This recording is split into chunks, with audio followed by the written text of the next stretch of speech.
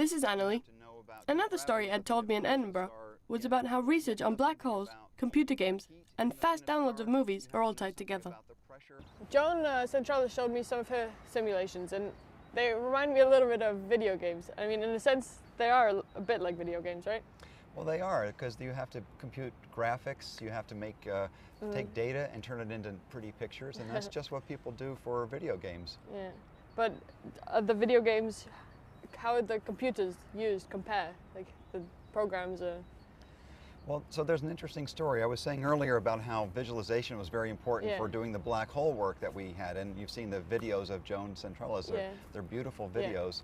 And so the same technologies actually were developed that first were developed for scientific visualization for things like black holes, then began to be used in the video game industry.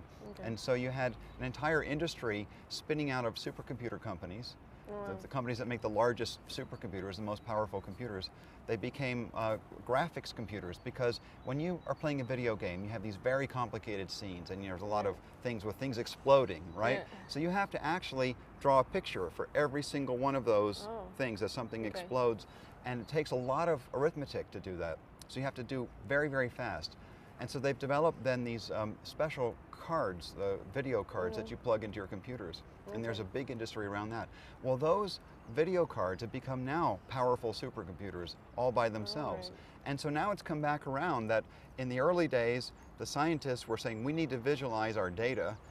That drove the development of video cards and techniques. Then the video cards became very important to everyday life, like everyday life if you call it playing video games, but everybody does that. And so now those powerful video cards have become so powerful that we want to use them as supercomputers. And so now scientists are trying to take those kind of cards and turn them into supercomputers, because they're more powerful than the kinds of processors you have in your laptop. Wow. Stuff like animation films, are they also made the same way? Animation films, that's absolutely. The movies you go see, the beautiful movies of the Disney, Pixar, DreamWorks, all of those kinds of animated movies require a huge amount of supercomputing power. But we had Disney movies even before these supercomputers were invented. How did they? Well, if you look at the old ones, they're beautiful. They're all hand-drawn though. So now they can do both hand-drawn and computer-drawn, and they have to then, they do what they call rendering. They render the scene on a computer, and they have to then draw, with computer techniques, all of those scenes frame by frame by frame. And they're wanting to do it at a higher and higher resolution. So when you look at a film on a screen in a movie theater, it's projected onto a big screen, maybe it's 30 feet or something like that, right? And that's much bigger than your computer screen. So now that the computers are doing all the animating, they want to do it that it's big enough to fill up an entire theater screen. And so they're driven to run these things at higher and higher amounts of resolution. That means more and more information on the screen. And then the information comes to you at something like 30 frames a second. So when you're looking at a movie, it's like a series of 30 pictures every second. So that's a lot of computer power you need to be able to draw all those pictures at the right speed. Right. You've mentioned how these supercomputers had an effect on web browsers. Is there anything else? Oh, sure. There's so many things that it affects. For example, right now when you do plug your computer into the wall and then you want to do some downloading of some kind of images on the internet or something like that, right? You now have a pretty fast connection to your home, probably. Maybe you have a cable modem or something like that, right? So the techniques that we use now to transfer scientific data are now being used to greatly accelerate those speeds of network technologies that bring data from one site to another. So when you want to download now, you can download movies, entire movies, even high definition movies over your cable modem.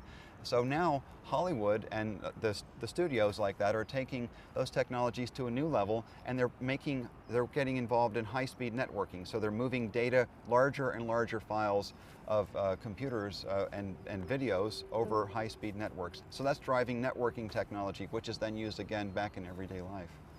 Oh, well, you collaborate with people who use computers to analyze the weather, or sure, the hurricanes in Louisiana, or absolutely. So So in Louisiana, I've learned, I've been there for 4 years now, hurricanes are a very, very important thing. And so it turns out that they have computer models, just like our black hole models. We wanted to find out what happens when two black holes collided. The weather companies or the weather service wants to know what happens when a hurricane is forming, how strong will it get, where will it go. Okay. And so they have computer models that are very similar actually to our black hole models. And so then they develop these forecasts that say, according to our computer models, taking satellite information as input data, this hurricane will go this way or it will go this way, and it will become stronger or weaker depending on what the conditions are. And that's also just using a supercomputer? It's using a supercomputer, it's using networks, and it's also shared by scientists. So you have scientists around the world looking at those images, analyzing it, providing analysis of it, and then feeding that into computer models. And there are hundreds of different models of the hurricanes. And you find this in every single kind of event, let's say world weather, climate modeling, figuring out what's going to happen in global warming, figuring out what's going to happen in global warming. All of this is simulated by computers now. But it comes down to everyday products. I mentioned earlier about diapers. So the companies that make diapers are simulating the fluid flow in what they call porous media. Okay, so it's the fluids that go through a diaper, they have to simulate that. Because if they simulate that on a computer, first of all, it's easier than field testing it, okay? You don't want to go out and test the diapers, you want to simulate them on a computer, right? And so that sort of simulation requires an awful lot of computer power. And it turns out that the people who are doing the diaper simulations have to write the same kind of software that we black hole physicists have to write. And so we actually are talking with the companies who do that about collaborations between black hole physicists, diaper manufacturers, and rocket manufacturers, rocket engines, to try to come up with a software environment that we can all use. Because we have the same problems. When it gets down to the computer, we all have the same problems. Wow. Well, thank you very much for talking to me today. It was great seeing you again. Great seeing you again too, Annalie.